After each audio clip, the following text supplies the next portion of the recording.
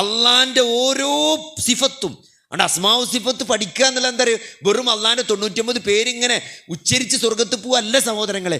ഓരോ പേര് പഠിക്കുമ്പോഴും നമ്മൾ അള്ളാഹിനെ പറ്റി കൂടുതൽ അറിയാണ്. അള്ളാഹുവിൻ്റെ ഗഫൂറാണ് പറയുമ്പം, അള്ളാഹു റഹീമാണെന്ന് അറിയുമ്പം, അള്ളാഹു റഹ്മാനാണെന്ന് പറയുമ്പം, അള്ളാഹു കബീറാണെന്ന് പറയുമ്പം, അല്ലേ, അള്ളാഹു റഖീബാണെന്ന് പറയുമ്പോൾ അള്ളാഹ് എല്ലാം കാണുന്നുണ്ട്, എല്ലാം ഇവിടെ എത്ര വലിയ നിരീശ്വരവാദിയാണെങ്കിലും എത്ര വലിയ പോക്കിരിയാണെങ്കിലും ഒരു CCTV കണ്ട പേടിയാണ്.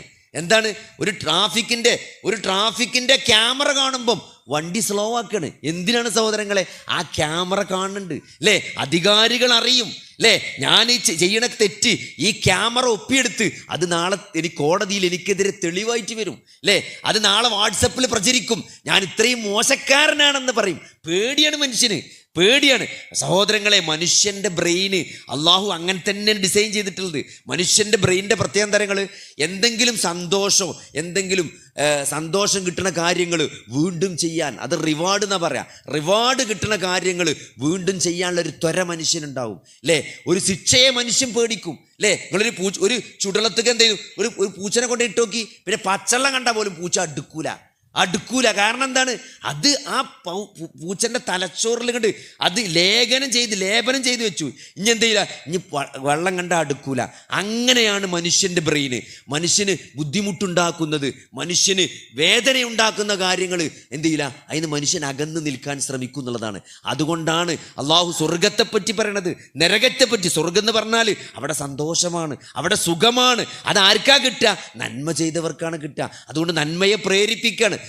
തിന്മ ചെയ്താൽ, തെറ്റ് ചെയ്താൽ അവിടെ ശിക്ഷയാണ്, അവിടെ പ്രയാസമാണ്. അതാണ് നരകം എന്ന് പറയുന്നത്. ഇത് മനുഷ്യൻ്റെ തലച്ചോറിൻ്റെ ഒരു തേട്ടാണ്. അങ്ങനെയാണ് മനുഷ്യൻ്റെ തലച്ചോറ് ഡിസൈൻ ചെയ്ത്. അതുകൊണ്ടാണ് CCTV കാണുമ്പോൾ പേടിച്ചത്. CCTV കാണുമ്പോൾ ആൾക്കാർ നന്നാണ്. എന്തുകൊണ്ടാണ്? നരകം വിചാരിച്ചിട്ടല്ലല്ലോ.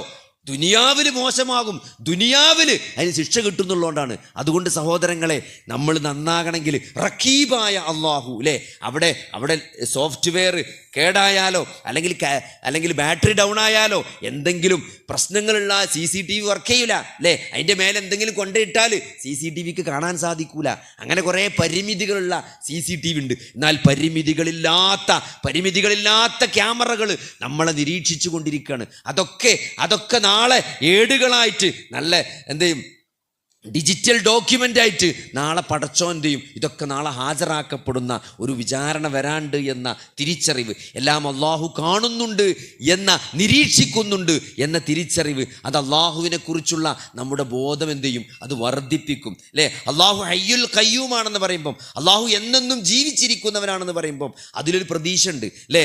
അതെ, അള്ളാഹു എല്ലാത്തിനും കഴിവുള്ളവനാണെന്ന് പറയും. നിങ്ങളെ ചോദിക്കി, അള്ളാഹ് എല്ലാത്തിനും കഴിവുള്ളവനാണ്, അല്ലേ? എൻ്റെ ഒരു പ്രയാസം, ഇപ്പോൾ ചെറിയൊരു പ്രയാസം ഉണ്ടായി, ഒരു അസുഖം വന്നു, അല്ലേ, ഒരു വേദന വന്നു, അല്ലെങ്കിൽ സാമ്പത്തികമായി ചെറിയൊരു ഞെരുക്കുണ്ടായി, അല്ലേ, ആ ഞെരുക്കം മാറ്റിത്തരാൻ കഴിവുള്ളവനാണ് ആര്? അള്ളാഹു. കാരണം ഏറ്റവും വിശാലമായ ആകാശഭൂമികളുടെയും അതിനപ്പുറത്തുമുള്ള ഖജനാവുകൾ ഉടമപ്പെടുത്തുന്നവനാണ് എൻ്റെ റബ്ബ് എന്ന ബോധം. പടച്ചോൻ ആർക്കും എന്ത് ചെയ്യാം, ആർക്കും വിശാലമായിട്ട് ഇനിയും റിസ്ക് നൽകാൻ കഴിവുള്ള അള്ളാഹ്ക്ക് എനിക്ക് ഈ പ്രശ്നങ്ങൾ മാറ്റിത്തരാൻ അള്ളാഹു കഴിവുള്ളവനാണ്. അങ്ങനെ അള്ളാഹിൻ്റെ ഓരോ പേരും നമുക്ക് നൽകുന്നൊരു പ്രതീക്ഷ ഉണ്ട്, നമുക്ക് നൽകുന്നൊരു അറിവ്. അതൊക്കെ നമ്മളെ അള്ളാഹുവിലേക്ക് അടുപ്പിക്കുകയാണ് ചെയ്യുക, അള്ളാഹുവിനെ കൂടുതൽ ആരാധിക്കാനുള്ള പ്രേരണ നമുക്ക് നൽകുകയാണ് ചെയ്യുക. അള്ളാഹുവിൽ തവക്കുൽ ചെയ്യാനുള്ള ഒരു മനസ്സ് നമുക്ക് തരികയാണ് ചെയ്യുക. ഒരു പ്രയാസം ഉണ്ടാകുമ്പം ഒക്കെ പടച്ചോനെ ഏൽപ്പിക്കുക. നമ്മളെന്തിനാ വെറുതെ ടെൻഷനാണ്? കാരണം ഈ പ്രശ്നം തന്നത് പടച്ചോനാണ്, ഈ പ്രശ്നത്തെക്കുറിച്ച് ഏറ്റവും അറിയുന്നവനും പടച്ചോനാണ്, ഈ പ്രശ്നം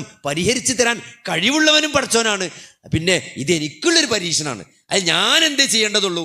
ഞാൻ നന്നായി പ്രതികരിക്കുക എന്നുള്ളതാണ്, ഞാൻ നന്നായി നിലപാടെടുക്കുക എന്നുള്ളതാണ്, അല്ലേ? അള്ളാഹുവിനെ കുറിച്ച് നല്ലൊരു വിചാരം ഉണ്ടാകുക, അത് നമുക്ക് പലപ്പോഴും പറ്റാത്ത കാര്യമാണ്, അല്ലേ? ഹുസ്നുൽ വന്നു ബില്ലാ, നിങ്ങൾ അള്ളാഹുവിനെ പറ്റി നല്ലൊരു വിചാരത്തിൽ ആയിക്കൊണ്ടല്ലാതെ നിങ്ങളിൽ ഒരാൾ മരിച്ചു പോകരുത് എന്ന് അള്ളാഹിൻ്റെ റസൂല് പറയാണ്, അല്ലേ? ഒരാൾ മരിച്ചാൻ കിടക്കുക, ഒരു യുവാവ് അസുഖം വന്നിട്ട് മരിക്കാൻ കിടക്കുകയാണ്. സാധാരണ വയസ്സായ ഒരാൾ അസുഖം വന്ന് മരിക്കാൻ കിടക്കണ മാതിരിയല്ല ഒരു യുവാവ് അസുഖമായിട്ട് മരിക്കാൻ കിടക്കുക എന്ന് പറയുമ്പം അത് വല്ലാത്തൊരവസ്ഥയാണ്. ആ അവസ്ഥയിൽ അള്ളാഹിൻ്റെ റസൂൽ ആ യുവാവിനോട് ചോദിക്കുകയാണ്, ഇപ്പം എന്താ എൻ്റെ ഒരു തോന്നൽ? ഇപ്പം എന്താ എൻ്റെ മനസ്സിക്ക് തോന്നണമെന്ന് ചോദിച്ചപ്പം ആ യുവാവ് പറഞ്ഞൊരു മറുപടി ഉണ്ട്. എന്താണ്? എനിക്ക് അള്ളാഹുവിൻ്റെ കാരുണ്യത്തെപ്പറ്റി അങ്ങേയറ്റത്തെ പ്രതീക്ഷ ഉണ്ട് എന്നാണ്. അള്ളാഹുവിൻ്റെ കാരുണ്യത്തെപ്പറ്റി അങ്ങേയറ്റത്തെ പ്രതീക്ഷ ഉണ്ട്. പക്ഷേ ചെയ്തു പോയ പാപത്തെക്കുറിച്ച് എനിക്ക് നല്ല പേടിയുണ്ട്. ചെയ്തു പോയ പാപത്തെക്കുറിച്ച് ഞാൻ ഏറെ ഭയപ്പെടുന്നുണ്ട്. പക്ഷേ അള്ളാഹുവിൻ്റെ കാരുണ്യത്തിൽ എനിക്ക് നല്ല പ്രതീക്ഷ ഉണ്ട് എന്നാണ് അള്ളാഹുവിൻ്റെ റസൂൽ പറഞ്ഞ. എന്താ? ഇതാണ് ഒരു വിശ്വാസിയുടെ മനസ്സ്. ഒരു വിശ്വാസിയുടെ മനസ്സ് ഭയത്തിൻ്റെയും പ്രതീക്ഷയുടെയും നടുവിലായിരിക്കുന്നതാണ്. ഭയത്തിൻ്റെയും പറ്റങ്ങട്ട് ഭയമല്ലാതെ ഒക്കെ പടച്ചവൻ പുറത്തു തരും എന്ന അമിതമായ ആത്മവിശ്വാസം അതൊരു വിശ്വാസിക്ക് ഉണ്ടാവില്ല. എന്നാൽ എന്തുണ്ടാവില്ല? നിരാശനാവില്ല. ലാ തഖ്നതു മിൻ റഹ്മത്തില്ല. അള്ളാഹുവിൻ്റെ കാരുണ്യത്തെപ്പറ്റി നിങ്ങൾ നിരാശനാകരുത് എന്നാണ്. അങ്ങനെ ഒരിക്കലും നിരാശ ഉണ്ടാവില്ല. പടച്ചോന് എൻ്റെ പാപങ്ങളൊക്കെ ചെയ്തതിനെ പറ്റി പേടിച്ചാലും അള്ളാഹുവിൻ്റെ കാരുണ്യത്തെപ്പറ്റി ഒരു പ്രതീക്ഷ ഉണ്ടാവും. അങ്ങനെ നിങ്ങൾ പടച്ചോനെ പറ്റി ഏതൊരു വിശ്വാസത്തിലാണോ ആ ഒരു വിശ്വാസത്തിലായിരിക്കും പടച്ചോങ്ങളെ പറ്റുന്നതാണ്. അതുകൊണ്ട് പുറത്തു തരുമെന്ന പ്രതീക്ഷയോടെ പാപങ്ങൾ ചെയ്തിട്ടുണ്ടെങ്കിലും ആ ഒരു തെറ്റിപ്പറ്റിപ്പോയി എന്നുള്ള ഒരു പശ്ചാത്തപിക്കുന്ന മനസ്സ്, ഇതിനൊക്കെയുള്ള അവസരമാണ് റമളാൻ എന്ന് പറഞ്ഞാൽ. ഈ റമളാൻ്റെ അവസരം എന്ന് പറഞ്ഞാൽ നോക്കി, നിസ്കാരം അല്ലേ, 5 നേരത്തെ നിസ്കാരം നമ്മൾ കൃത്യമായിട്ട് ജമാഅത്തായിട്ട് പള്ളിയിൽ പോയി ആണുങ്ങൾ നമസ്കരിക്കുക എന്നുള്ളതാണ്. അതിൻ്റെ മുമ്പുള്ള സുന്നത്ത് നമസ്കാരങ്ങളൊക്കെ ശീലമാക്കാത്തവർ ഈ റമളാനോടുകൂടി അതൊരു ശീലമാക്കുക അല്ലേ. പലപ്പോഴും ആളുകൾ നിസ്കരിക്കുന്നുണ്ടാവും, എന്നാലും ലുഹറിന് മുമ്പുള്ള സുന്നത്ത് ചിലപ്പം ആൾക്കാർക്ക് അങ്ങനെ കിട്ടുന്നുണ്ടാവില്ല അല്ലേ. ചിലപ്പോൾ നമ്മൾ എത്തുമ്പോൾ ലുഹർ ജമാഅത്ത് പലപ്പോഴും തുടങ്ങിയിട്ടുണ്ടാവും. പിന്നെ നമ്മളാ പഴയ അവസ്ഥയിൽ തന്നെ നിൽക്കുന്നത്, പഴയ അവസ്ഥയിൽ അല്ലേ. പണ്ടൊരു ചങ്ങായി പറഞ്ഞ് ഓന് 18-ാം വയസ്സിൽ ആരോഗ്യമാണ് ഇപ്പോഴൊന്ന്, 18-ാമത്തെ വയസ്സിൽ ആരോഗ്യമാണ്, 56-ാമത്തെ വയസ്സിലൊന്ന്. അപ്പോൾ അതെങ്ങനെ ഈ 56-ാമത്തെ വയസ്സിലെങ്ങനെ 18-ാമത്തെ വയസ്സിൽ ആരോഗ്യം ഉണ്ടാണെന്ന് വെച്ചപ്പോൾ ഓൻ പറഞ്ഞെന്താ അറിയോ, അന്ന് എൻ്റെ അമ്മാമ എന്നോട് പറഞ്ഞ് ആ തിരുമ്പാങ്കല്ലൊന്ന് കുട്ടി അവിടുന്ന് ഒന്ന് മാറ്റിയിടുക. 18-ാമത്തെ വയസ്സിൽ ഓൻ പോയി തിരുമ്പാങ്കല്ലൊന്ന് പൊന്തിച്ചു നോക്കി, അനങ്ങിയില്ല കല്ല്. 56-ാമത്തെ വയസ്സിൽ ഓൻ അമ്മാമാനെ ഓർമ്മ വന്നിട്ട് ഒന്നുകൂടി ഒന്ന് പൊന്തിച്ചാൽ നോക്കി, അപ്പോഴും അനങ്ങിയില്ല. അപ്പോൾ ഓൻ പറയാണ് 18-ാമത്തെ വയസ്സിൽ അതേ ആരോഗ്യമാണ് ഇപ്പോഴും, അന്നും കല്ലനങ്ങിയിട്ടില്ല, ഇന്നും കല്ലനങ്ങിയിട്ടില്ല. അതേമാതിരിയാണ് നമ്മളവസ്ഥ. അന്നും കുല്ലല്ലാഹു, നമ്മൾ മദ്രസ പോയി തുടങ്ങിയ കുല്ലല്ലാഹു എന്നെ എപ്പോഴും നമ്മൾ ഓതിക്കൊണ്ടിരിക്കണം. ഇപ്പോഴും സുന്നത്ത് സ്കരിച്ചാൽ എന്താ ഓതുക? കുല്ലല്ലാഹു അഴുത അള്ളാഹു സമദിലം ജലിത് പോലെ. എന്നാൽ അള്ളാഹിൻ്റെ റസൂലിൻ്റെ സഹാബത്ത് കുല്ലല്ലാഹു ഓതിന്നു. ഒരാൾ എല്ലാ നിസ്കാരത്തിനും കുല്ലല്ലാഹു ഓതുക. കാരണം എന്താ വെച്ചാൽ മൂപ്പരോട് ചോദിച്ച അവസാനം, അപ്പോൾ നബി ചോദിച്ച മൂപ്പർ എന്താ പറഞ്ഞത്? എനിക്ക് അത്ര ഇഷ്ടമാണ് അള്ളാഹിനെ പറ്റി, അള്ളാഹു ഏകനാണ്. അതാണ് വിശുദ്ധ ഖുർആനിൻ്റെ 3-1 സൂറത്തുൽ ഇഖ്ലാസ് എന്ന് പറയും. നമ്മൾ അങ്ങനല്ല ഓതുന്നത്. നിങ്ങൾ ആരെങ്കിലും കുല്ലല്ലാഹു ഓതുന്നത് അതുകൊണ്ടാണോ? ആണോ? ആ അള്ളാഹിനെ പറ്റി പറഞ്ഞ ആ വാക്കുകൊണ്ടും അതിൻ്റെ ഗാംഭീര്യം കൊണ്ടും അള്ളാഹുവിൻ്റെ ഏകത്വം കൊണ്ടുമാണ് നിങ്ങൾ കുല്ലല്ലാഹു ഓതുന്നത്? അല്ല, നമ്മൾ ടക്ക അടിച്ചു വിടാൻ വേണ്ടിയിട്ടാണ് നമ്മൾ കുല്ലല്ലാഹു ഓതുന്നത്. അതുകൊണ്ട് സഹോദരങ്ങളെ, നമ്മളൊന്നും കുല്ലല്ലാഹു ഇപ്പോഴും കുല്ലല്ലാഹു അത് പറ്റൂല. നമ്മൾ ഈ റമളാനിൽ ഒന്ന് അപ്ഗ്രേഡ് ചെയ്യണം. നമ്മൾ റമളാനിൽ കുറച്ച് വലിയ സൂറത്തൊക്കെ സുന്നത്ത് നിസ്കാരത്തിൽ നമുക്കറിയണേ ഒരു അമ്മയൊക്കെ ഓതിക്കൂടെ അല്ലേ? ഒരു സബ്ബീസ്മ എന്താ ഒരു സുന്നത്ത് നിസ്കാരത്തിൽ ഓതിയാൽ എന്താ നമ്മൾ ആകാശം പൊളിഞ്ഞോടുമോ അല്ലേ? അതുകൊണ്ട് നമ്മൾ ഒരു റമളാൻ കഴിയുമ്പോൾ നമ്മൾ കുറച്ചെങ്കിലും നന്നാണ്ടേ അല്ലേ? കഴിഞ്ഞ റമളാനിനേക്കാൾ നമ്മൾ മെച്ചപ്പെട്ടുകണെന്ന് പറയണമെങ്കിൽ നമ്മളെ ഓത്തിൽ അല്ലേ, നമ്മളെ ഖിറാഅത്തിൽ, നമ്മളെ ഖുർആൻ പാരായണത്തിൽ, അർത്ഥം പഠിക്കുന്നിടത്ത്, ആയത്ത് മനസ്സിലാക്കുന്നിടത്ത്, തദബ്ബുർ, നിങ്ങൾ ഓരോ പ്രാവശ്യം ഖുർആൻ ഓതുക. അത് ഖുർആൻ്റെ പ്രത്യേകത തന്നെ അതാണ്. നിങ്ങൾ എത്ര പ്രാവശ്യം ഓതിയാലും എത്ര പ്രാവശ്യം അതിനെപ്പറ്റി ചിന്തിച്ചാലും ഇതേവരെ കിട്ടാത്തൊരറിവ് നിങ്ങൾക്ക് കിട്ടും. ഫൈദാസഅലക ഇന്ന് സത്യത്തിൽ ഞാൻ ഇവിടെ പറയാൻ വേണ്ടി ഞാൻ അങ്ങനെ തപ്പിക്കൊണ്ടിരിക്കുമ്പോഴാണ് ഇന്ന് ജീവിതത്തിൽ ആദ്യമായിട്ട് ആ പോയിന്റ് കിട്ടിയത്. വിശുദ്ധ ഖുർആനിൽ തൻ്റെ അടിമകളോട് അള്ളാഹു പറഞ്ഞു കൊടുക്കാൻ വേണ്ടി പറഞ്ഞ പല കാര്യത്തിലും നിങ്ങൾ പറഞ്ഞു കൊടുക്കി നബിയേ എന്നാണ് എല്ലായിടത്തും പറഞ്ഞത്. അവർ ചോദിക്കുന്നു, ഹൈലിനെ കുറിച്ച് ചോദിക്കുന്നു, അവർ ഈ മാസങ്ങളെ ചന്ദ്രകലയെക്കുറിച്ച് അവർ നിന്നോട് ചോദിക്കുന്നു. അങ്ങനെ വിശുദ്ധ ഖുർആനിൽ കുറേ സ്ഥലത്തുണ്ട് അവർ നിന്നോട് ചോദിക്കുന്നു, പ്രവാചകരെ താങ്കൾ പറഞ്ഞു കൊടുക്കുന്നു. എന്നാൽ എന്നെപ്പറ്റി അവർ ചോദിക്കുന്നു. ഫഇദാ സഅലക ഇബാദി അന്നി, അവിടെ പടച്ചോൻ നബിയെ പറഞ്ഞു കൊടുക്കുന്നു പറഞ്ഞില്ല, അവൾ നേരിട്ടാണ് പറഞ്ഞേക്കണേ. അവിടെ ഒരു ഇടയാളനെ പടച്ചോൻ വെച്ചില്ല. ഫഇന്നി ഖരീബ്, ഞാൻ സമീപസ്ഥനാണ്. നബിയെ ഈ പറഞ്ഞു കൊടുക്കുന്നു പറഞ്ഞില്ല, പടച്ചോൻ നേരിട്ട മറുപടി കൊടുത്ത് ഞാൻ ഏറ്റവും അടുത്തവനാണ്. അത് ഇന്നാണ് ഞാൻ ജീവിതത്തിൽ ഇന്നാണ് മനസ്സിലാക്കിയത്, ഇത്രയും കാലം. അപ്പോൾ ഓരോ ദിവസങ്ങൾ ഖുർആൻ ഓതുമ്പോഴും നിങ്ങൾക്ക് ഓരോ പുതിയ അറിവ് കിട്ടിക്കൊണ്ടിരിക്കും. അത് ഖുർആൻ്റെ വലിയ പ്രത്യേകതയാണ്. കാരണം ഇത് അള്ളാഹുവിൻ്റെ കലാമാണ്. അതുകൊണ്ട് സഹോദരങ്ങളെ, ആ കലാം ഇറങ്ങിയ മാസമാണ് റമളാൻ, ആ കലാം അവതരിച്ച മാസമാണ്. അതുകൊണ്ട് അത് വിശുദ്ധ ഖുർആൻ പഠിക്കാനും അത് കാര്യങ്ങൾ മനസ്സിലാക്കാനൊക്കെ നമ്മൾ ഈ റമളാനെ പരമാവധി ഉപയോഗപ്പെടുത്തണം. അതേപോലെ നമ്മൾ ഇബാദത്തുകളിൽ നമ്മൾ ഇഖ്ലാസ് ഉണ്ടാക്കാൻ ശ്രദ്ധിക്കുക എന്നുള്ളത്. നമ്മൾ ചെയ്യണത് കുറച്ചാണെങ്കിലും അത് ആത്മാർത്ഥതയോടു കൂടി അല്ലേ, ആ ഓതുന്നത് എന്താണെന്ന് ശ്രദ്ധിച്ച് അതിലേക്ക് ശ്രദ്ധിച്ച് നമ്മൾ സുജൂദ് ചെയ്യുമ്പോഴും റുക്കൂ ചെയ്യുമ്പോഴൊക്കെ നിസ്കാരത്തിലെ പ്രാർത്ഥനകൾ അല്ലേ, അതൊക്കെ നമ്മൾ അർത്ഥം പഠിച്ചിട്ടില്ലെങ്കിൽ ഇത്രയും കാലം ഫാത്തിഹ പോലും മനസ്സിലാക്കാതെ ചൊല്ലിക്കൊണ്ടിരിക്കുന്ന എത്രയോ ആളുകളുണ്ട്. അതൊക്കെ വലിയ ഗൗരവമുള്ള വിഷയമാണ്. കാരണം വിശുദ്ധ ഖുർആനിൽ വലാ തഖ്റബു സ്വലാത്ത വഅൻതും സുക്കാറ എന്നുള്ള ഒരായത്തുണ്ട് വിശുദ്ധ ഖുർആനിൽ. നിങ്ങൾ മദ്യപിച്ചുകൊണ്ട് നമസ്കരിക്കരുത് എന്ന്. കാരണം അങ്ങനെ ഒരു അവസ്ഥ ആദ്യം ഉണ്ടായിരുന്നു. മദ്യം സമ്പൂർണ്ണമായി നിരോധിക്കുന്നതിൻ്റെ മുമ്പ് മദ്യം ഭാഗികമായി നിരോധിച്ചിരുന്നത്. ഇത് വെള്ളടിച്ചിട്ട് നിസ്കരിക്കാൻ വരരുത് എന്നാണ് ആദ്യം പറഞ്ഞിരുന്നത്. ആദ്യം മദ്യം പൂർണ്ണമായി ഒഴിവാക്കിയിട്ടുണ്ടായിരുന്നില്ല. ആ സമയത്ത് ഇറങ്ങിയ ആയത്താണെന്ത്, വലാ തഖ്റബു സ്വലാത്ത വ അൻതും സുക്കാറ. നിങ്ങൾ മത്തന്മാരായിക്കൊണ്ട് പള്ളിക്ക് വെള്ളടിച്ച് ഫിറ്റായി കണ്ട് എന്ത് ചെയ്ത് പള്ളിയേക്ക് നിസ്കരിക്കാൻ വരരുത് എന്ന് ആയത്തിറങ്ങിയിട്ടുണ്ട്. ആ ആയത്ത് ഇപ്പോഴും ഖുർആനിലുണ്ട്, അത് ഇപ്പോഴും നമ്മൾ ഓതിക്കൊണ്ടിരിക്കുന്നുണ്ട്. പക്ഷേ അതിന് ശേഷം ഖുർആൻ പറഞ്ഞൊരു പോയിന്റ് ഉണ്ട്. എന്താ നിങ്ങൾ എന്തുകൊണ്ടാണ് അങ്ങനെ അള്ളാഹ് പറഞ്ഞത്? നിങ്ങൾ ചെല്ലുന്നത് എന്താണെന്ന് നിങ്ങൾ അറിയുന്നില്ല എന്നാണ്. നിങ്ങൾ ചെല്ലിപ്പറയണത് എന്താണെന്ന് വെള്ളടിച്ച് കിക്കായ ഒരാൾ നിസ്കരിച്ചുമ്പോൾ അയാൾ എന്താ ചെല്ലിപ്പറയണെന്ന് അയാൾക്ക് മനസ്സിലാണില്ല. അതുകൊണ്ടാണ് വെള്ളടിച്ച് നിസ്കരിച്ചാൽ വരുന്നത്. നിങ്ങൾ ആലോചിക്കും, നമ്മളൊന്നും വെള്ളടിച്ചിട്ടില്ലെങ്കിലും നമ്മളെ നിസ്കാരം വെള്ളടിച്ച ആൾക്കാർ നിസ്കാരന്മാരിയാണ്. എന്താ ചെല്ലിപ്പറയണെന്ന് നമ്മൾ അറിയണില്ല, നമ്മൾ ശ്രദ്ധിക്കണില്ല. നിസ്കാരം തുടങ്ങിക്കഴിഞ്ഞാൽ പിന്നെ സലാം പൂട്ടുമ്പോഴാണ് ചിലപ്പോൾ ഓർമ്മ വരും. അത്തയ്യാത്തിരിക്കുമ്പോഴാണ് പടച്ചോനെ പോയല്ലോ, നിസ്കാരം കഴിഞ്ഞല്ലോ, സഹോദരങ്ങളെ കഴിഞ്ഞിട്ടില്ല, അസറാണ് പോയതെങ്കിൽ ഇതാ അഞ്ച് മഗ്‌രിബ് വരുന്നുണ്ട്. നമ്മളെന്താ പറയുക, നമ്മളോട് തന്നെ മത്സരിക്കുക. എൻ്റെ സുബൈനേക്കാൾ മെച്ചം വേണം എൻ്റെ ലുഹർ, എൻ്റെ ലുഹറിനേക്കാൾ മെച്ചം വേണം എൻ്റെ അസർ. അങ്ങനെ ഓരോ നിസ്കാരം മെച്ചപ്പെടണം. അത് നമ്മൾ അങ്ങനെ മസിൽ പിടിച്ച് നമ്മൾ ശ്രദ്ധിച്ച് നമ്മൾ മുന്നോട്ട് പോയാൽ ഞങ്ങൾ ഓരോന്നും അതാണ് നമ്മൾ നിയ്യത്ത് ശരിയാക്കുക എന്നത്. ഇമാം അഹ്മദ് ബിൻ ഹംബൽ പറഞ്ഞത് വളരെ സീരിയസ് ആണ്. എന്താണ്, കർമ്മങ്ങൾ ചെയ്യാനല്ല എനിക്ക് തോന സമയം വേണ്ടി വന്നത്, പിന്നെ എന്തിനാണ്, ചെയ്യണ കർമ്മങ്ങളുടെ നിയ്യത്ത് നന്നാക്കാനാണ്. അതുകൊണ്ട് ഓരോ ചെയ്യണത് അത് എത്ര ചെറിയ കാര്യമാണെങ്കിലും അതിൻ്റെ നിയ്യത്ത് നന്നാക്കിക്കൊണ്ട് അത് പടച്ചോൻ സ്വീകരിക്കണം അല്ലേ. പടച്ചോൻ സ്വീകരിക്കണമെങ്കിൽ എന്ത് വേണം, നിയ്യത്ത് നന്നാകണം. 2, നബി സല്ലല്ലാഹു അലൈഹി വസല്ലമ ചെയ്ത മാതിരി ചെയ്താലേ എന്തെങ്കിലും പ്രതിഫലം കിട്ടുള്ളൂ. ഇതൊക്കെ ശ്രദ്ധിച്ച് മുന്നോട്ട് പോയാലാണ് എന്ത് ചെയ്യുക, നമ്മളെ കർമ്മങ്ങൾ നമുക്ക് സ്വീകരിക്കപ്പെടുക. ഇനി സ്വീകരിച്ചാൽ തന്നെ സഹോദരങ്ങളെ അതിൻ്റെ പ്രതിഫലം കിട്ടണമെങ്കിൽ നമ്മൾ വേറൊരു കാര്യം കൂടി ശ്രദ്ധിക്കണം. അത് നമ്മൾ നോമ്പിൽ നന്നായി ശ്രദ്ധിക്കണം. എന്താ വെച്ചാൽ നാളെ മനിൽ മുഫ്ലിസ് എന്ന് ചോദിച്ചിട്ടുണ്ട് നബി സ്വല്ലല്ലാഹു അലൈഹി വസല്ലം. ആരാണ് പാപ്പറായ ആൾ എന്ന് സഹാബത്തിനോട് ചോദിക്കുകയാണ്. അപ്പം ആരപ്പം പാപ്പറാല്?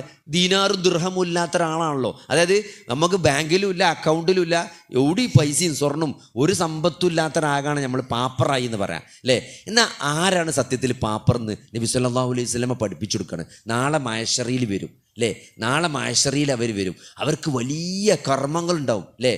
ആമിലത്തുൻ നാസിബ എന്നൊക്കെ പറയല്ലേ, എന്താ വേർപ്പുണ്ടാവും, നെറ്റീത്തടത്തിൽ വേർപ്പായിട്ടാണ് ആൾക്കാർ ഓടി തളർന്നിട്ടാണ് നാളെ പരലോകത്തേക്ക് വരിക. അത്രയും നയിച്ചിട്ടുണ്ടാവും. കർമ്മങ്ങളുടെ രേഖയിലൊക്കെ നിറയെ കർമ്മങ്ങളുണ്ടാവും. പക്ഷെ എന്താ നിങ്ങൾ വിചാരണ കണ്ട് തുടങ്ങിക്കഴിഞ്ഞാൽ പിന്നെ എന്താ സംഭവിക്കാറ്, നിങ്ങൾ നമ്മളെ നന്മകളൊക്കെ നമ്മളെ അക്കൗണ്ടിൽ നിന്ന് പോകും. കാരണം എന്താ വെച്ചാൽ നമ്മൾ കുറ്റം പറഞ്ഞത് അല്ലേ, നമ്മൾ തെറി പറഞ്ഞത്, നമ്മളൊരാളെ ഉപദ്രവിച്ചത്, നമ്മളൊരാളെ മാനസികമായി വിഷമിപ്പിച്ചത് അല്ലേ, ഒരാളെപ്പറ്റി വോയിസ് ഇട്ടേക്കുക. നമ്മളൊരു വോയിസ് ഇട്ടു, മൂപ്പർ അങ്ങനെയാണ്, മൂപ്പർ ഇങ്ങനെയാണ്. ആ വോയിസ് നമ്മളെ ഗ്രൂപ്പിൽ നിന്ന് ആൾക്കാർ അങ്ങോട്ടും ഇങ്ങോട്ടൊക്കെ ഫോർവേഡ് ചെയ്ത് ആ വോയിസ് എല്ലായിടത്തും പോയി. സഹോദരങ്ങളെ, അതൊക്കെ വലിയ ബാധ്യതയായിട്ട് നമുക്ക് വരും. നമ്മളൊരാളെപ്പറ്റി അനാവശ്യമായിട്ട് ഉള്ളത് പറഞ്ഞാൽ തന്നെ, നിങ്ങളെ ഏറ്റവും ശ്രദ്ധിക്കണല്ലോ, ഉള്ളത് പറഞ്ഞാൽ തന്നെ പ്രശ്നമാണ്. ഒരാൾക്ക് ഇഷ്ടമല്ലാത്തത് അയാളുടെ അഭാവത്തിൽ പറയുന്നതിനാണ് പരദൂഷണം എന്ന് പറയാം അല്ലെ. ഏഷണി പരദൂഷണം എന്ന് പറഞ്ഞാൽ എന്താണ്? പരദൂഷണം എന്ന് പറഞ്ഞാൽ അയാൾക്ക് ഇഷ്ടമല്ലാത്തത് അയാളെപ്പറ്റി അയാളില്ലാത്ത നേരത്ത് പറയാം. അതുള്ളത് തന്നെയാണ്, ഇല്ലാത്തതല്ല. അയാൾ പിശുക്കനാണ്, നമ്മൾ പറയാം അയാളൊരു പെരും പിശുക്കനാണ്, അതിങ്ങനെ പറയാം. അയാളില്ലാത്ത നേരത്ത് അത് പരദൂഷണമാണ്. എന്നാലോ അയാളെപ്പറ്റി ഇല്ലാത്തത് പറയലോ അത് ഏഷണിയാണ്, അത് കളവാണ്, അതിന് വേറെ കുറ്റം ഉണ്ടാവും. അപ്പോൾ കണ്ടതും കേട്ടതും പറയാന്നുള്ളത് തന്നെ എന്താണ്, ഒരാൾക്ക് കളവ് പറയാനുള്ള അത് മതി എന്നാണ്. അയാൾക്ക് കളവ് പറയാൻ അത് മതി, കണ്ടതും കേട്ടതും. ഓൻ പറഞ്ഞതാണ്, പക്ഷെ ഓൻ പറഞ്ഞ എന്തിനാണ് സഹോദരങ്ങളെ? നിങ്ങൾ ആലോചിച്ച് നോക്കി, ഒരു സഹോദരനെ പറ്റി നമ്മൾ മോശമായിട്ട് കേട്ടാൽ സലഫുകൾ പറയുന്നതാണ് എന്താണ് നമ്മളെപ്പോഴും വിചാരിക്കേണ്ടതരോ അങ്ങനെ ആവൂല അല്ലേ. പോനെ അവിടെ കള്ളു ഷാപ്പിൻ്റെ അവിടെ കണ്ടു, ഓൻ അന്നിങ്ങനെ കണ്ടപ്പോൾ ഓനൊരു സ്വബോധമല്ലാതെ കണ്ടു, ഓൻ്റെ ലഹരി ഉപയോഗിച്ച പോലെ ഉണ്ട്. ഓനെ കാണുമ്പോൾ എന്ന് പറയുമ്പോൾ ഒരു മണമൊക്കെ ഉണ്ടെന്ന് പറയുമ്പോൾ നമ്മളെ മനസ്സിനോട് പറയേണ്ടത് അതൊരാളോട് പറയാനേ പാടില്ല. ഒരു സഹോദരൻ്റെ ന്യൂനത മറച്ചു വെച്ചാൽ നമ്മളെ ന്യൂനത അള്ളാഹു പരലോകത്ത് മറച്ചു വെക്കുന്നതാണ്. അത് പറയാൻ പാടില്ല. അത് പറയേണ്ടത് ഓനോടാണ്. ഓൻ ഒറ്റയ്ക്ക് വിളിച്ചുകൊണ്ടേറ്റ് നോക്കാം, അങ്ങനെ എന്നെ കണ്ടിക്ക് അങ്ങനെ തോന്നി, അത് സത്യമാണോ ചോദിക്കും. അപ്പോൾ ചിലപ്പോൾ പറയും അങ്ങനെ ഉണ്ട്, എന്നാൽ മാറ്റണം കേട്ടോ, അത് വലിയ തെറ്റാണ് കേട്ടോ. അത് ഓനോട് മാത്രമേ പറയാൻ പാടുള്ളൂ. ഇതെന്താ ഓനോട് മാത്രമേ പറയാത്തുള്ളൂ. അത് ഓനോട് മാത്രം പറയില്ല, ബാക്കി എല്ലാവരോടും പറയും. അങ്ങനെ ഒരാളെപ്പറ്റി നമ്മൾ കേട്ടാൽ, നമ്മൾ കണ്ടിട്ടില്ല, കേട്ടാൽ അല്ലെങ്കിൽ കണ്ടു സഹോദരൻ, നമ്മൾ എന്താ വിചാരിച്ചിട്ടുണ്ടെങ്കിൽ നിങ്ങൾ അതങ്ങനല്ല അല്ലേ, അങ്ങനല്ല, ഓനെന്തോ പറ്റിയതാണ്, ഒരിക്കലും ഓൻ അങ്ങനെ സംഭവിക്കൂല അല്ലേ. ഓനെന്തോ കഷായം കുടിച്ചതാണ് അല്ലേ. ചില കഷായം കുടിച്ചാൽ ചിലപ്പോൾ മണക്കുണ്ടാവും, ആ കഷായം കുടിച്ച മണാണെന്ന് നമ്മൾ അതായത് അവൻ തെറ്റുകാരനല്ല എന്ന് നമ്മളെ ബോധ്യപ്പെടുത്താൻ എത്ര കാരണങ്ങളുണ്ടോ അതൊക്കെ നമ്മൾ അന്വേഷിക്കണം എന്നാണ്. ഒരു കാരണവും കിട്ടിയിട്ടില്ലെങ്കിലും നമ്മൾ വിചാരിച്ചേണ്ട എന്താ നിങ്ങൾ, ഞാൻ മനസ്സിലാക്കാത്ത എന്തോ ഒരു കാരണം ഉണ്ട്, എന്നാലും ഓൻ അങ്ങനെ ചെയ്യൂല എന്നാണ്. ഓനങ്ങനെ ചെയ്യാൻ എന്തെങ്കിലും ഒരു കാരണം ഉണ്ടാവും അല്ലേ. അത് ഓന് പഠിച്ചോനേക്കോളും. എന്തായാലും ഓനെ നമ്മൾ എന്ത് ചെയ്യാൻ പാടില്ല, മോശമായിട്ട്. കാരണം അത്രയും ഗൗരവങ്ങൾ അയച്ചോക്കി. നമ്മളെ നിസ്കാരം നോമ്പും ഒക്കെ അവന് കൊടുക്കുകയാണ്. നമ്മൾ കണ്ടതും കേട്ടതും പറഞ്ഞതിൻ്റെ പേരിൽ, പരദൂഷണത്തിൻ്റെ പേരിൽ നമ്മളെ അക്കൗണ്ടിലെ നന്മകൾ എന്ത് ചെയ്യാണ്, അയാൾക്ക് കൊടുക്കുകയാണ്. എന്നിട്ടോ നമ്മളെ അക്കൗണ്ടിൽ നന്മകൾ മുഴുവൻ തീരെയാണ്. പിന്നെ എന്താ ബാക്കിയുള്ളത്? ഇനി ഒന്നും ബാക്കിയില്ല, കൊടുക്കാൻ ഒന്നും ബാക്കിയില്ല. ഇനി നമ്മൾ പറഞ്ഞത് ബാക്കിയാണ്. നമ്മളൊരാളെ പറ്റി കണ്ടതും കേട്ടതും പറഞ്ഞത് ഇനിയും ബാക്കി കിടക്കുകയാണെങ്കിൽ എന്താ സംഭവിക്കാറ്? അയാളെ തിന്മകൾ നമുക്ക് ഇങ്ങോട്ട് എടുത്തു തരും. അയാളെ തിന്മകൾ നമ്മൾ അക്കൗണ്ടിൽ വരും. അവനാണ് പാപ്പറായവൻ. പരലോകത്ത് വലിയ നന്മകളുമായി വന്ന് ലാസ്റ്റ് വിചാരണ സമയത്ത് ഒന്നുമില്ലാതെയാകുന്ന അവസ്ഥ. അവനാണ് പാപ്പർ. അള്ളാൻ റസൂല് വാൺ ചെയ്ത കാര്യമാണ്. കാരണം നമ്മൾ സഹോദരങ്ങളെ തൗഹീദുള്ള ആളുകളാണ് അല്ലേ. തൗഹീദുള്ളതുള്ള ആളുകളുടെ കർമ്മങ്ങളെ സ്വീകരിക്കുള്ളൂ. അതുകൊണ്ട് നമ്മളെ ഏറ്റവും കൂടുതൽ പേടിക്കേണ്ടത് പിശാച് നമ്മളെ വഴി തെറ്റിക്കുക, ഇങ്ങനെ നമ്മളെ കർമ്മങ്ങൾ നാശാക്കണിലാണ്. നമ്മളെ നീയത്ത് കൊളാക്കും അല്ലേ. ഒരാൾ കാണാൻ വേണ്ടി ചെയ്തു അല്ലേ, ഒരാൾ കേൾക്കാൻ വേണ്ടി ചെയ്തു, കഴിഞ്ഞു സഹോദരങ്ങളെ, അതിന് അള്ളാൻ്റെ അടുത്ത് പ്രതിഫലം ഉണ്ടാവില്ല. പിന്നെ ആളുകളെ കുറ്റം പറയാം. അതുകൊണ്ട് ഈ നോമ്പിൽ നമ്മൾ എന്ത് ചെയ്യണം, ഇങ്ങനത്തെ എല്ലാ പരിപാടിയും ഈ നോമ്പോട് കൂടി നമ്മൾ നിർത്തണം അല്ലേ. നമ്മളെന്താ പറയാ, ആരോടും പറയരുതിട്ടോ എന്ന് പറഞ്ഞിട്ടൊരു കാര്യങ്ങൾ പറഞ്ഞെങ്കിൽ അത് എല്ലാവരോടും പറയും. പക്ഷെ പറയുമ്പോൾ എന്താ അറിയോ, ഇതേമാതിരി തന്നെ പറയാം, ആരോടും പറയരുതിട്ടോ എന്ന് പറഞ്ഞിട്ട് ആണ് പറയും. അപ്പോൾ ഇനി പറഞ്ഞു കൊടുക്കണമെന്ന് എന്ത് പറയും, ആരോടും പറയരുതിട്ടോ എന്ന് പറയും. അങ്ങനെ എന്ത് ചെയ്യും, എല്ലാവരോടും പറയും. ഒക്കെ പറഞ്ഞിട്ടുണ്ട്, ഒരു ഷർത്ത് ഉണ്ടാവും ആരോടും പറയരുത്. അതുകൊണ്ട് സഹോദരങ്ങളെ, എന്തൊരു കാര്യങ്ങൾ പറയണമെങ്കിലും ഏതാളോടാണെങ്കിലും ആരോടും പറയരുത് എന്ന് പറഞ്ഞിട്ടൊരു കാര്യം പറയുന്നുണ്ടെങ്കിൽ അത് പറയാൻ പാടില്ലാത്ത കാര്യമാണ് എന്നാണ്. അത് പറയാൻ പാടില്ലാത്ത കാര്യമായതുകൊണ്ടാണല്ലോ നിങ്ങൾ ആരോടും പറയുന്നത്. അത് നിങ്ങൾ പറഞ്ഞാൽ അത് അതിൻ്റെ അപ്പുറത്തേക്ക് പോവും, അതിൻ്റെ കുറ്റങ്ങൾക്ക് കിട്ടും. അതാണ് മറച്ചു വെച്ചാണല്ലോ അതിൻ്റെ ഒരു കൂലിങ്ങൾക്ക് കിട്ടും. ഒരു സഹോദരൻ്റെ ന്യൂനത നിങ്ങൾ മറച്ചു വെച്ചാൽ നിങ്ങളെ ന്യൂനത അള്ളാഹു പരലോകത്ത് മറച്ചേക്കും. എന്തിനാണ് സഹോദരങ്ങളെ, സ്വന്തം സഹോദരൻ്റെ നിങ്ങൾ ആലോചിച്ച് നോക്കി, ഒരാളുടെ മാംസം, ഒരാളുടെ ശവം ആരെങ്കിലും തിന്നോ? മനുഷ്യൻ്റെ ജീവനുള്ള ഇറച്ചിനെ തിന്നോ? മനുഷ്യൻ്റെ ഇറച്ചി തിന്നണ പോലെ നമ്മൾ എന്താ പോനെ പറ്റി നിങ്ങൾ വിചാരിക്കണത് അല്ലേ. പച്ചിറച്ചി തിന്ന് നമ്മൾ പറയില്ലേ. അള്ളാൻ്റെ റസൂൽ പറഞ്ഞാണ്, ശവം തിന്നുന്ന അവൻ മരിച്ചു കിടക്കുമ്പോൾ നമ്മളെ സഹോദരൻ മരിച്ചു കിടക്കണേ, എത്ര ദേഷ്യമുള്ളവനാണെങ്കിലും മരിച്ചെടുക്കുമ്പം ഓൻ്റെ ഇറച്ചി വന്ന് തിന്നണങ്ങളൊന്ന് ആലോചിച്ച് നോക്കി. എത്ര വെറുപ്പുള്ള സംഗതിയാണത്. നിങ്ങൾ ആരെങ്കിലും ഇഷ്ടപ്പെടുമോ തൻ്റെ സഹോദരൻ്റെ മയ്യത്തിൻ്റെ ഇറച്ചി തിന്നാൻ? അത്രയും വൃത്തിയായിട്ട് ഏർപ്പാടാണ്. അതുകൊണ്ട് ഈ നോമ്പിന് നമ്മൾ എന്തെങ്കിലും അതെങ്കിലും ഈ നോമ്പ് കഴിയുമ്പോൾ നമ്മളെ ജീവിതത്തിൽ നിന്ന് മാറ്റണം. ആരെങ്കിലും എവിടെയെങ്കിലും പറയുന്നുണ്ടെങ്കിൽ ശരിയല്ല കേട്ടോ, ഞാൻ അല്ല കേട്ടോ ഇക്കെന്ന് പറഞ്ഞ് നമുക്ക് പോരാൻ പറ്റണം. 2 വട്ടം അങ്ങനെ പറഞ്ഞു പോകുന്നറിയോ. പിന്നെ 3ാമത് നിങ്ങൾ പെണ്ണുങ്ങളോ ആണുങ്ങളോ പറയില്ല, അജ് കേൾക്കണ്ട, അജ് ഇങ്ങോട്ട് വരണ്ടാറ് അങ്ങനെ പറയാം. ജ് കേൾക്കാൻ പറ്റാത്ത ആളല്ലേ, അതുകൊണ്ട് ഇച്ചാൾ പോയിക്കോറി. അത് നമുക്കൊരു സുരക്ഷിതത്വമാണ്. നിങ്ങൾ 2 വട്ടം പറഞ്ഞാൽ മതി. കണ്ടോം കേട്ടോം പറയുന്ന സദസ്സിന് നമ്മളെന്താ പറയുക, ഞാൻ അല്ലട്ടോ എന്ന് 2 വട്ടങ്ങൾ പറഞ്ഞാൽ 3ാമത് നിങ്ങളെ ഇന്ന് പുറത്താക്കും. അഞ്ചിന് വരണ്ട, ഇത് എനിക്ക് കേൾക്കാൻ പറ്റിയല്ല അറിയും. സഹോദരങ്ങളെ, നമ്മൾ ശീലിക്കണം. കാരണം നമ്മളെ കർമ്മങ്ങൾ നഷ്ടപ്പെടുക അതുകൊണ്ടായിരിക്കും. അതുകൊണ്ട് ഈ നോമ്പിൽ നമ്മൾ എന്ത് ചെയ്യണം? അതൊരു ശീലമാക്കണം. ഇവിടുന്ന് അങ്ങോട്ട് ഇൻഷാ അല്ലാഹ് കണ്ടതും കേട്ടതും പറയണ പരിപാടി നിർത്തുക. അതേപോലെ തന്നെ എന്ത് ചെയ്യുക? ഏശനി പരദോഷം ആൾക്കാരെ പറ്റി ഇല്ലതാ ഇല്ലാത്തതാണെങ്കിലും അത് മറയണ്ട, അല്ലേ? അങ്ങനെ പറയേണ്ട ന്യൂനത. എപ്പോഴും ഒരാളുടെ നന്മ പറഞ്ഞു പഠിച്ച, പോസിറ്റീവായ കാര്യം പറഞ്ഞാൽ, ഒരാളെ നെഗറ്റീവ് നമ്മളെ മകൾക്ക് കല്യാണം ആലോചിച്ചിട്ടുണ്ടെങ്കിൽ മാത്രമേ അത് ചർച്ച ചെയ്യേണ്ടതുള്ളൂ. അത് മകളോട് പറയാം, മകൾക്ക് ബോധ്യപ്പെടുത്തി കൊടുക്കാൻ, പെണ്ണുങ്ങളോട് പറയാം, പെണ്ണുങ്ങൾക്ക് ബോധ്യപ്പെടുത്തി കൊടുക്കാൻ. അതല്ലാതെ ഇനി ആൾക്കാരോടാണെങ്കിലും കല്യാണം ആലോചിച്ചിട്ടാണെങ്കിലും നിങ്ങളെ ചെക്കൻ വെള്ളടിക്കണ വിവരം കിട്ടിയിട്ടുണ്ട്, അതുകൊണ്ട് ഞങ്ങൾ വേണ്ടാന്ന് പറയണ്ടാന്ന് അതും പറയണ്ട. എൻ്റെ മോക്ക് ചേരൂല എന്ന് പറഞ്ഞാൽ മതി. എൻ്റെ മോക്ക് ചേരൂല എന്ന് പറഞ്ഞാൽ മതി. അല്ലാതെ നിങ്ങളെ മോൻ വെള്ളടിക്കുന്നുണ്ട്, നിങ്ങളെ മോനെ പറ്റി അന്വേഷിച്ചപ്പോൾ അങ്ങനെ കിട്ടിക്കണ്, അവിടെ പോയി അങ്ങനെ ചെയ്തിക്കണ്, ഇതൊക്കെ കിട്ടിക്കണ്, ഓൻ അങ്ങനെ ഉണ്ട്, ഓൻ്റെ ഫ്രണ്ട്സ് പറഞ്ഞൊന്ന് പറഞ്ഞ് ആ മനുഷ്യനെ വിഷമിപ്പിക്കണ്ട. എൻ്റെ മോക്ക് ചേരൂല എന്ന് പറഞ്ഞാൽ പ്രശ്നം തീർന്നു. നമ്മളിങ്ങനെ വാക്കിനെ പെരുപ്പിച്ചണ്ട. ഓരോ വാക്ക് പെരുപ്പിക്കും തോറും ഇതിനൊക്കെ നമ്മൾ എന്ത് ചെയ്യേണ്ടി വരും? നാളെ പടച്ചോൻ്റെ കോടതിയിൽ സമാധാനം പറയേണ്ടി വരും. അതുകൊണ്ട് ഇതൊക്കെ അനുവദിച്ച മേഖലകളിലാണെങ്കിൽ പോലും സഹോദരങ്ങൾ അവിടെയൊക്കെ ഒരു സൂക്ഷ്മത പാലിക്കുന്നത് നല്ലതാണ്. അതാണ് ഈ തെക്കുവ എന്ന് പറഞ്ഞാൽ. തെക്കുവ എന്ന് പറഞ്ഞാൽ വെറും ചോറിച്ചാതക്കലല്ല, അന്നപാനീയങ്ങൾ വെടിയലല്ല, അല്ലേ? ഇങ്ങനെ കുറച്ച് കഫം ഇങ്ങനെ തുപ്പലല്ല നോമ്പ് പറഞ്ഞാൽ, അല്ലേ? ഇറങ്ങിപ്പോകോ അങ്ങനെ മാത്രം ഇറങ്ങിപ്പോകണ പേടി മാത്രമല്ല. എൻ്റെ വായിന്ന് വരുന്ന വാക്ക് അതൊരു പ്രശ്നം വരുമോ? അതൊരു പ്രശ്നം വരുമോ? പടച്ചോന് ഇഷ്ടപ്പെടൂലേ? അത് എൻ്റെ വിചാരണക്ക് ബുദ്ധിമുട്ടായിട്ട് വരുമോ? ഞാൻ നന്ദിയുള്ളൊരടി എൻ്റെ വാക്കുകൊണ്ട് പടച്ചോന് നന്ദികേടായി തീരുമോ? അതൊക്കെയാണ് ആലോചിക്കേണ്ടത്. എൻ്റെ ഓരോ വാക്കും എൻ്റെ ഓരോ പ്രവൃത്തിയും അതൊരു നന്ദികേടാവുമോ? ഇത്രയും പടച്ചോനിക്ക് നൽകിയിട്ട് ഞാൻ അങ്ങനെ ചെയ്താൽ അതൊരു നന്ദികേടാവുമോ? അല്ലേ? അതിനാണ് ഇതൊരു പരീക്ഷണമാണ്. നിങ്ങൾ ലഇൻ ശകർത്തും ലഅസീദന്നക്കും, അല്ലേ? നിങ്ങൾ നന്ദി കാണിച്ചാൽ പടച്ചോഞ്ഞും കൂട്ടിത്തരും. ഞാൻ നേരത്തെ പറഞ്ഞ ജീവിത ലക്ഷ്യത്തിലേക്ക് തിരിച്ചു പോകണം, അല്ലെ? ജീവിതത്തിൻ്റെ ലക്ഷ്യം എന്ന് പറയുമ്പോൾ നമ്മൾ അത് ഈ ഒരു വീടുണ്ടാക്കലോ, അല്ലെങ്കിൽ കുട്ടികളെ പഠിപ്പിച്ചലോ, അല്ലെങ്കിൽ എൻ്റെ ബിസിനസ് എല്ലാ സ്ഥലത്തും കുറച്ച് ഓഫീസ് തുറക്കണം, അല്ലെങ്കിൽ കുറച്ച് ഷോപ്പ്, അല്ലെങ്കിൽ കുറച്ച് ഷോപ്പിംഗ് മാള്, ഇതൊക്കെ ഉണ്ടാക്കലാണ് എൻ്റെ ജീവിതത്തിൻ്റെ ലക്ഷ്യം. അങ്ങനെ ജീവിതത്തിൽ മെറ്റീരിയലിസ്റ്റിക് ആയിട്ടുള്ള ചെറിയ ചെറിയ ലക്ഷ്യങ്ങളല്ല. ഇവിടെ ഇപ്പോൾ ആൾക്കാർ സന്തോഷം കാണണം എന്താ വെച്ചാൽ കുറച്ച് പൈസ ഉണ്ടാക്കണം. എന്നാൽ പൈസ ഉണ്ടാക്കിയ ആൾക്കാരോട് ചോദിച്ചാൽ ഓലെ സന്തോഷം എന്താ അറിയോ? പിന്നെ കുറച്ച് അധികാരം, ഒന്ന് മത്സരിക്കണം. പൈസയൊക്കെ ഇപ്പോൾ ആവശ്യത്തിനുണ്ട്. ഈ പഞ്ചായത്തിലോ അല്ലെങ്കിൽ നിയമസഭയിൽ നിൽക്കണം, കുറച്ച് സ്വാധീനം വേണം, അധികാരം വേണം, അല്ലെങ്കിൽ കുറച്ച് റീൽസൊക്കെ എല്ലാവരും ഫേസ്ബുക്കിലൊക്കെ എന്നെ പറ്റി അറിയണം, അല്ലേ? അങ്ങനെ ഇതൊക്കെയാണ്. അല്ലെങ്കിൽ ഇപ്പോൾ നമ്മൾ ഒരു എക്സ്പെർട്ടായ ഒരാളാണെങ്കിൽ അയാളുടെ ആ എക്സ്പെർട്ടൈസ്, അല്ലേ? ഇപ്പോൾ നന്നായി ഓപ്പറേഷൻ ചെയ്യുന്ന ആളാണ്, അയാൾ വലിയൊരു ഡോക്ടറാണ്, അയാൾ വലിയൊരു ശാസ്ത്രജ്ഞനാണ്, നമ്മളെ മേഖലയിൽ നമ്മളെ കഴിവ് തെളിയിക്കണം, ഒരു ആദരവ് കിട്ടണം, അല്ലേ? ഭാരത പുരസ്കാരം അങ്ങനത്തെ അങ്ങോട്ട് എൻ്റെ പെരയിൽ ഒരു ഭാരതരത്നം തൂക്കണം. അതൊക്കെ അങ്ങനെ ഓരോരുത്തർക്കും ഓരോ ആഗ്രഹങ്ങളേക്കാരം. ഇതൊക്കെയാണ് ആളുകൾ ജീവിതത്തിൻ്റെ ലക്ഷ്യങ്ങളും സന്തോഷങ്ങളായിട്ട് കാണുന്നത്.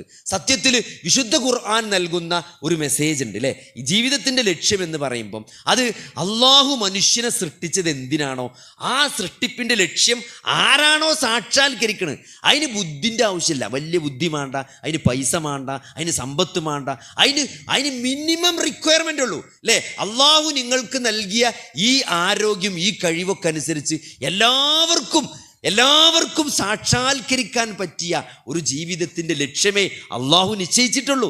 അള്ളാഹ്ക്ക് നന്ദി കാണിക്കുക. ലഭിച്ച അനുഗ്രഹങ്ങൾക്കനുസരിച്ച് നന്ദി കാണിക്കുക. മതത്തെ കളവാക്കിയവനെ നീ കണ്ടോ എന്നുള്ള ഖുർആന്റെ സൂറത്തുണ്ട്, അല്ലേ? മതത്തെ കളവാക്കിയവനെ നീ കണ്ടോ എന്ന് ചോദിച്ചാൽ അതാരാണ്?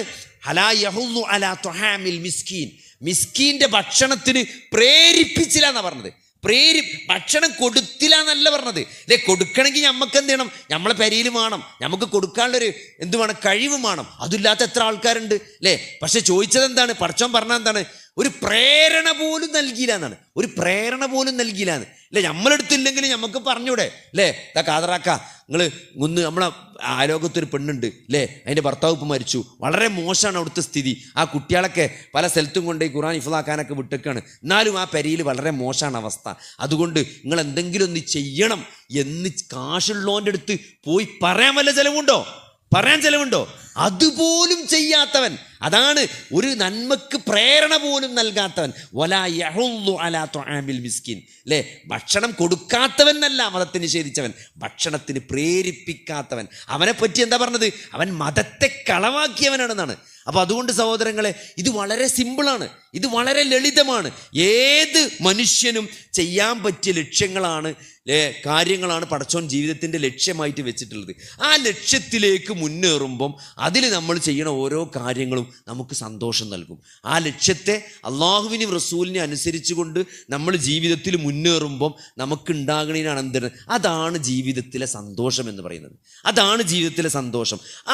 അത് നമ്മൾ കൃത്യമായിട്ട് മനസ്സിലാക്കിയിട്ടില്ലെങ്കിൽ നമുക്ക് സംഭവിക്കുന്ന ദുരന്തം എന്താ ചോദിച്ചാൽ, നമ്മൾ ഈ ജീവിതത്തിൻ്റെ ചെറിയ ചെറിയ കാര്യങ്ങൾ ജീവിതത്തിലെ ലക്ഷ്യമായിട്ട് മാറുന്നതാണ്. അപ്പം അത് വരാൻ പാടില്ല. ഒരു വിശ്വാസിയെ സംബന്ധിച്ചിടത്തോളം അള്ളാഹുവിനെ ഭയപ്പെടുക, അള്ളാഹുവിനെ അനുസരിക്കുക എന്നുള്ളത്, അള്ളാഹുവിനെ അനുസരിച്ചുകൊണ്ട് അള്ളാഹുവിനെ ഇബാദത്ത് ചെയ്തുകൊണ്ട് മുന്നോട്ട് പോവുക എന്നുള്ളത്, അതെങ്ങനെയാണ്? അത് ലഭിച്ച അനുഗ്രഹങ്ങൾക്കനുസരിച്ച് മതി, അല്ലേ? അള്ളാഹ് തന്ന അനുഗ്രഹങ്ങൾക്കനുസരിച്ച് നന്ദി കാണിച്ചാൽ മതി. അങ്ങനെ നന്ദി കാണിക്കാനുള്ളൊരു മനസ്സുണ്ടെങ്കിൽ ലഇൻ ശകർത്തും ലഅസീദന്നക്കും എന്നാണ്. നിങ്ങൾക്ക് അള്ളാഹു വർദ്ധിപ്പിച്ചു തരുന്നതാണ്. അത് ദുനിയാവിലും വർദ്ധിപ്പിക്കും, അള്ളാഹു ആഖിറത്തിലും വർദ്ധിപ്പിച്ചു തരും.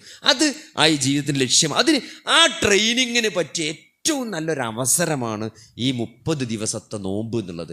കാരണം ഇവിടെ നല്ല അനുകൂലമായ സാഹചര്യങ്ങളാണ് അള്ളാഹു നമുക്ക് വേണ്ടി ഇവിടെ എന്ത് ചെയ്തിട്ടുള്ളത്? ഉണ്ടാക്കി വെച്ചിട്ടുള്ളത്. ആ സാഹചര്യങ്ങൾ ഞാൻ പറഞ്ഞ സ്വർഗത്തിൻ്റെ വാതിലുകൾ തുറന്ന് നരകത്തിൻ്റെ വാതിലുകൾ അടച്ച് നമുക്ക് അതിനുള്ളൊരു മനസ്സും ഒക്കെ തന്ന് ആ ഒരു സാഹചര്യം പൊതുവെ നാട്ടിലും വീട്ടിലൊക്കെ അതിന് പറ്റിയൊരു അന്തരീക്ഷമൊക്കെ അള്ളാഹു സംവിധാനിച്ചത് ഈ ഒരു ട്രെയിനിങ്ങിന് വേണ്ടിയാണ്. ഈ ഒരു 30 ദിവസത്തെ ട്രെയിനിങ്ങിലൂടെ നമുക്ക് നല്ല ഒരു അള്ളാഹുവിനെ അറിയാനും മനസ്സിലാക്കാനും ആ റബ്ബിലേക്കുള്ളൊരു മടക്കയാത്രയുടെ ഒരു ട്രയലാണ് ഈ 30 ദിവസം എന്നുള്ളത്. അങ്ങനെ തന്നെ അതിനെ കാണാൻ നിസ്കാരം സമയത്ത് കൃത്യമായിട്ട് ഇഖ്ലാസോടുകൂടി ആ പറയുന്നതൊക്കെ ആലോചിച്ചുകൊണ്ട് കുറച്ചൊരു ആത്മാർത്ഥമായിട്ട് നിസ്കരിക്കാൻ, ദുആകൾ, ദിക്റുകൾ, അതൊക്കെ കൃത്യമായിട്ട് നമ്മൾ ചെല്ലാത്ത ദിക്റുകൾ ഉണ്ടെങ്കിൽ, സ്ഥിരമായി ചെല്ലാത്തതുണ്ടെങ്കിൽ ഒരു പുതിയ ശീലം, രാവിലെയും വൈകുന്നേരവും ദിക്റ് ചെല്ലാത്ത ആളുകളുണ്ടാവും. അങ്ങനെ ഉണ്ടെങ്കിൽ അത് ഈ റമളാനിലതൊരു ശീലമാക്കി മാറ്റിയിട്ട് റമളാനിന് ശേഷവും അത് നിലനിർത്തുക. അതേപോലെ സുന്നത്ത് നമസ്കാരങ്ങൾ, ളുഹാ കൃത്യമായി നിസ്കരിക്കാത്തവരുണ്ടെങ്കിൽ ഒരു 2 റക്അത്തോ അല്ലെങ്കിൽ 4 റക്അത്തോ ളുഹാ നമസ്കാരം ഈ റമളാനിലൊരു ശീലമാക്കി മാറ്റി അത് റമളാനിന് ശേഷവും നമ്മൾ തുടർത്തി കൊണ്ടുപോവുക. അതേപോലെ തന്നെ ഖുർആൻ പാരായണം. ഖുർആൻ്റെ വിഷയത്തിൽ ഞാൻ നേരത്തെ പറഞ്ഞു, നമ്മൾ പഠിച്ചു മറന്ന ചെറിയ സൂറത്തുകൾ ഉണ്ടെങ്കിൽ അതൊക്കെ ഒന്ന് മുറാജഅ നടത്തി അത് വീണ്ടും ഒന്ന് ആ ഹിഫ്ള് നിലനിർത്താൻ ശ്രമിക്കുക. അതേപോലെ പുതിയ ഏതെങ്കിലും ഒരു സൂറത്ത് ഈ റമളാന് നമുക്ക് കഴിഞ്ഞു പോകുമ്പം, പടച്ചോനെ ഒരു പുതിയ സൂറത്ത് ഞാൻ ഈ റമളാനിൽ പഠിച്ചിട്ടുണ്ട് എന്ന് അർത്ഥം മനസ്സിലാക്കിയ ഒരു സൂറത്തും, അതേപോലെ തന്നെ ഹിഫ്ളാക്കാൻ ഒരു സൂറത്തും, അത് രണ്ടും ഒന്നാണെങ്കിലും കുഴപ്പമില്ല. അങ്ങനെ നമ്മൾ എന്ത് ചെയ്യുക? ഈ റമളാനിൽ മുന്നോട്ടും. അതേപോലെ തന്നെ ഈ അനാവശ്യമായ കാര്യങ്ങൾ, അതായത് വർത്താനം പറയാം, വാട്സപ്പ്, ഫേസ്ബുക്ക്, സോഷ്യൽ മീഡിയകളുടെ അമിതമായ ഉപയോഗം, അതൊക്കെ എന്ത് ചെയ്യുക? ഈ റമളാനിൽ നമ്മൾ മാറ്റി വെച്ചുകൊണ്ട് പിന്നെ നന്മകൾ വർദ്ധിപ്പിക്കുക, സ്വതക്കകൾ, അതേപോലെ തന്നെ എന്താണ് നമ്മുടെ സക്കാത്തുമായി ബന്ധപ്പെട്ട് അതിലെന്തെങ്കിലും വീഴ്ച ഉണ്ടോ എന്ന് നമ്മൾ പരിശോധിക്കുക. അങ്ങനെ നല്ല ഒരു അവസ്ഥയിലൂടെ ഈ റമളാനിനെ നമ്മൾ മുന്നോട്ട് കൊണ്ടുപോയാൽ തീർച്ചയായും എന്തുണ്ടാവും? അള്ളാഹുവിൻ്റെ ഒരു സഹായം നമ്മുടെ ജീവിതത്തിൽ ഉണ്ടാകും. പിന്നെ ഇതൊക്കെ നമ്മളും എങ്ങനെയൊക്കെയാണ്, ഇതൊരു പരീക്ഷണമാണ് ഈ ജീവിതം എന്ന ജീവിതത്തിൻ്റെ അടിസ്ഥാനപരമായ ഒരു തത്വമുണ്ട്. അത് നമ്മൾ മറക്കാൻ പാടില്ല. കാരണം നന്മ നൽകിയും തിന്മ നൽകിയും നിങ്ങളെ നാം പരീക്ഷിക്കും. അതിനു വേണ്ടിയാണ് അല്ലദീ ഖലഖൽ മൗത വൽ ഹയാത ലിയബ്ലുവക്കും അയ്യുക്കും അഹ്സനു അമല. ഏറ്റവും നന്നായി പ്രവർത്തിക്കുന്നത്, ഏറ്റവും നന്നായി പ്രതികരിക്കുന്നത് ആരാണെന്ന് അറിയാൻ വേണ്ടിയിട്ടുള്ള ഒരു ടെസ്റ്റാണ് ഈ ജീവിതം. അതിനു വേണ്ടിയാണ് ജീവിതത്തെയും മരണത്തെയും ജീവിതത്തെയും അള്ളാഹു സംവിധാനിച്ചത് എന്ന ജീവിതത്തിൻ്റെ ഏറ്റവും പരമപ്രധാനമായ ഒരു ലക്ഷ്യം മറക്കാതെ നമ്മൾ മുന്നോട്ട് പോവുക. തീർച്ചയായും എന്തുണ്ടാവും? വയുക്കബ്ബിറുല്ലാഹ അലാ മാ ഹദാക്കും. അള്ളാഹു നിങ്ങൾക്ക് ഹിദായത്ത് നൽകിയതിൽ നിങ്ങൾ അള്ളാഹുവിനെ തക്ബീർ നടത്താൻ വേണ്ടിയിട്ട്, തക്ബീർ എന്ന് പറഞ്ഞാൽ വെറും ഒരു അള്ളാഹു അക്ബർ എന്ന് ഒരു നാവ് കൊണ്ട് ഉച്ചരിക്കൽ മാത്രമല്ല, അള്ളാഹുവാണ് വലിയവനെന്ന് ജീവിതത്തിൻ്റെ ഓരോ സെക്കൻഡും നമ്മൾ റിയലൈസ് ചെയ്യണം അല്ലേ? അള്ളാഹുവിൻ്റെ ഈ അനുഗ്രഹങ്ങൾ ആസ്വദിക്കുന്നതിലൂടെ, കാണുന്നതിലൂടെ, മനസ്സിലാക്കുന്നതിലൂടെ, അനുഭവിക്കുന്നതിലൂടെ അള്ളാഹുവിൻ്റെ ഗാംഭീര്യമാണ്, അള്ളാഹുവിൻ്റെ മാഹാത്മ്യമാണ് ഓരോന്നും നമ്മളെ വിളിച്ച് നമ്മൾ മനസ്സിലാക്കിക്കൊണ്ടിരിക്കുന്നത്. അതാണ് വലി തുകബ്ബിറുല്ലാഹ അലാ മാ ഹദാക്കും. ആ ഒരു മാനസിക നിലവാരം അള്ളാഹു നമുക്ക് നൽകിയത് അതിനു വേണ്ടി, അതാണ് വലി തുകബ്ബിറുല്ലാഹ അലാ മാ ഹദാക്കും. അതുകൊണ്ട് സഹോദരങ്ങളെ, ആ ഒരു നിലപാട് ജീവിതത്തിൽ നമ്മൾ മുന്നോട്ട് പോയാൽ നമുക്ക് എന്ത് ചെയ്യാൻ പറ്റും? നാളെ അള്ളാഹുവിനെ കാണുക എന്നുള്ളത് അല്ലേ? ഈ കണ്ണുകൊണ്ട് പരിധിയില്ലാത്ത കാഴ്ചകൾ നൽകുന്ന 2 കണ്ണുകൾ അള്ളാഹു നാളെ പരലോകത്ത് തരും അല്ലേ? അന്ന് ഈ ദുനിയാവിലെ പോലെ പരിധി ഉണ്ടാവില്ല കാഴ്ചക്ക്, പരിമിതിയില്ലാത്ത കാഴ്ചകളായിരിക്കും. അതേപോലെ തന്നെ സഹോദരങ്ങളെ, ചെവികളും കേൾവികളും അങ്ങനെ ആയിരിക്കും. അങ്ങനെ നമ്മൾ അള്ളാഹുവിനെ കാണുന്ന ഒരു സന്ദർഭം വരുമെന്നാണ്. അതിനു വേണ്ടിയാണ് ആ റബ്ബിനെ കണ്ടുമുട്ടും. നമ്മുടെ ജീവിതത്തിൽ നമ്മൾ ഏറ്റവും സ്നേഹിക്കുന്ന ഒരാളെ അയാളെ കൂടുതൽ അറിയുക എന്നുള്ളത് സന്തോഷമുള്ള കാര്യമായിരിക്കും അല്ലേ? ആളുകളൊക്കെ ഈ അവരുടെ റോൾ മോഡലായ ആളുകളുടെ ലൈഫ്, ഇപ്പോൾ ഗാന്ധിജിൻ്റെ ജീവിത പുസ്തകം വായിക്കുന്ന ആൾക്കാരുണ്ടാവും, ഓട്ടോബയോഗ്രഫി അല്ലേ? ഗാന്ധിജി, അങ്ങനെ വലിയ വലിയ ലോകത്ത് പ്രശസ്തരായ ആളുകളുടെയൊക്കെ അവരുടെ ജീവിത ചരിത്രം വായിക്കുന്ന ആളുകളുണ്ട്. എന്തിനാണത്? അത് വായിക്കുമ്പം ഒരു മോട്ടിവേഷനാണ്. അവരുടെ ജീവിതത്തിലെ കാര്യങ്ങൾ അറിയുമ്പോൾ ഉണ്ടാകുന്നൊരു മോട്ടിവേഷനും സന്തോഷമൊക്കെ ഉണ്ട്. സഹോദരങ്ങളെ, അതിനേക്കാളൊക്കെ ഏറെയാണ് അള്ളാഹുവിനെ കുറിച്ച് അറിയാന്നുള്ളത്, അള്ളാഹിൻ്റെ റസൂലിനെ കുറിച്ച് അറിയാന്നുള്ളത്. അതുകൊണ്ട് ഈ റമദാനിൽ നബിയെക്കുറിച്ച് കൂടി നമ്മൾ എന്ത് ചെയ്യണം? പഠിക്കണം. കാരണം നബിയുടെ ജീവിതം മാറ്റി നിർത്തിയിട്ട് ഒരു ഇസ്ലാമിനെ മനസ്സിലാക്കാൻ ഒരാൾക്ക് സാധ്യമല്ല, ഖുർആനിനെ മനസ്സിലാക്കാൻ സാധ്യമല്ല. കാരണം നബി ഈ തൗറാത്ത് ഇറങ്ങിയ പോലെ ആകാശത്ത് നിന്ന് ഒരൊറ്റ ഏടായിട്ടല്ല ഖുർആൻ ഇറങ്ങിയിട്ടില്ല. ഖുർആന് വ്യത്യസ്ത സന്ദർഭങ്ങളിലും ഘട്ടങ്ങളിലുമായി നബി സല്ലല്ലാഹു അലൈഹി വസല്ലമയുടെ ജീവിതത്തിലാണ് ഖുർആൻ അവതരിച്ചിട്ടുള്ളത്. അതുകൊണ്ട് നബിൻ്റെ ജീവിതം മനസ്സിലാക്കിയ ഒരാൾക്ക് ആ ഖുർആൻ കൂടുതൽ ശക്തമായിട്ട് ഉൾക്കൊള്ളാൻ കഴിയുള്ളൂ. അതുകൊണ്ട് നബിയുടെ ചരിത്രം നമ്മൾ ഈ നോമ്പോട് കൂടി എന്ത് ചെയ്യണം? നമ്മളത് പഠിക്കാനുള്ളൊരു ആരംഭം, അല്ലെങ്കിൽ പറ്റുമെങ്കിൽ പൂർണ്ണമായി വായിക്കാൻ പറ്റുമെങ്കിൽ അത് നമ്മൾ എന്ത് ചെയ്യണം? അതിന് തുടക്കം നമ്മൾ ഈ നോമ്പിലെടുക്കണം. അല്ലാഹു സുബ്ഹാനഹു വ തആല സകല നന്മകളും പുൽകാനും സകല നന്മകളിലും മുന്നേറാനും അള്ളാഹു നമുക്ക് തൗഫീക്ക് നൽകുമാറാകട്ടെ. നന്മയുടെ ആളുകളെയും അള്ളാഹു നമ്മുടെ ജീവിതത്തിൽ കൂടുതൽ അടുപ്പിക്കുമാറാകട്ടെ. തിന്മകളിൽ നിന്നും തിന്മകളുടെ ആളുകളിൽ നിന്നും അള്ളാഹു നമ്മളെ കാത്തു രക്ഷിക്കുമാറാകട്ടെ. റബ്ബന ആതിന ഫിദ്ദുനിയ ഹസനതൻ വഫിൽ ആഖിറതി ഹസനതൻ വഖിന അദാബന്നാർ. അല്ലാഹുമ്മ ഗ്ഫിർ ലിൽ മുഅ്മിനീന വൽ മുഅ്മിനാത്ത് വൽ മുസ്ലിമീന വൽ മുസ്ലിമാത്ത്. അല്ലാഹുമ്മ അഅ്സിൽ ഇസ്ലാമ വൽ മുസ്ലിമീൻ വഅദില്ലശ് ശിർക വൽ മുശ്രിക്കീൻ. റബ്ബന ളലംന അൻഫുസന وإن لم تغفر لنا وترحمنا لنكونن من الخاسرين. ربنا هب لنا من أزواجنا وذرياتنا قرة أعين واجعلنا للمتقين إماما. اللهم أحينا على الكتاب والسنة وأمتنا مع الإيمان والتوبة. توفنا مسلمين وألحقنا بالصالحين. آمين آمين برحمتك يا أرحم الراحمين. اللهم صل على محمد وعلى آل محمد.